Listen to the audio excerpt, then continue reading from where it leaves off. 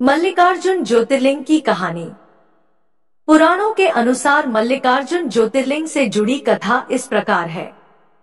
एक समय भगवान शिव और माता पार्वती के दोनों पुत्र कार्तिकेय और गणेश विवाह को लेकर आपस में विवाद करने लगे। कार्तिकेय का कहना था कि चूंकि वे बड़े हैं, उनका विवाह पहले होना चाहिए, जबकि श्री गणेश का मत था कि उनका विवाह पहले होना चाहिए। इस पर दोनों माता पिता के पास पहुंचे और निर्णय लेने का आग्रह किया। माता पिता ने कहा कि जो कोई पृथ्वी की परिक्रमा करके पहले लौटेगा, उसका विवाह पहले होगा।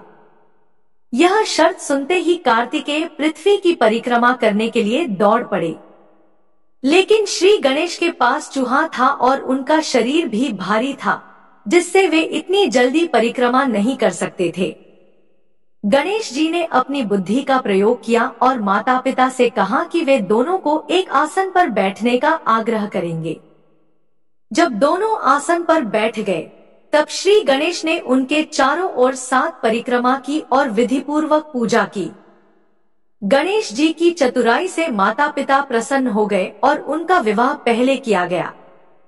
जब कार्तिकेय पृथ्वी की परिक्रमा करके लौटे, तब तक श्री गणेश का विवाह विश्वरूप प्रजापति की पुत्रियों सिद्धि और रिद्धि से हो चुका था।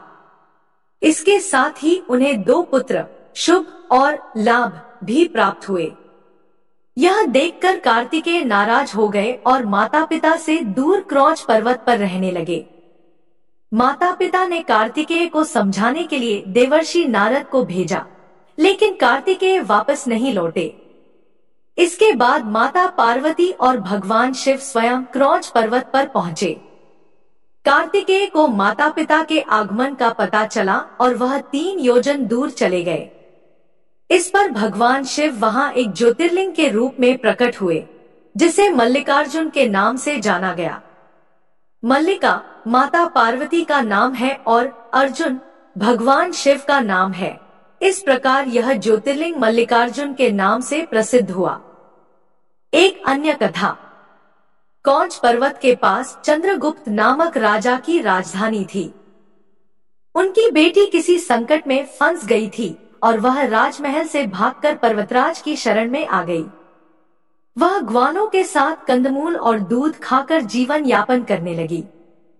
उसकी सेवा में एक श्यामा नामक गाय थी, जिससे एक विचित्र घटना घटित हुई।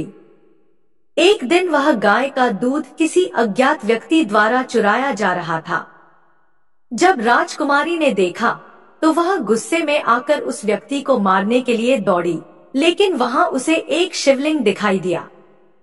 उस राजकुमारी ने उसी शिवलिंग के ऊपर एक सुंदर मंदिर बनवाया, जो आज मल्लिकार्जुन ज्योतिर्लिंग के नाम से प्रसिद्ध है। पुरातत्ववेत्ताओं ने इस मंदिर का अध्ययन किया और अनुमान लगाया कि इसका निर्माण लगभग 2000 वर्ष पहले हुआ था।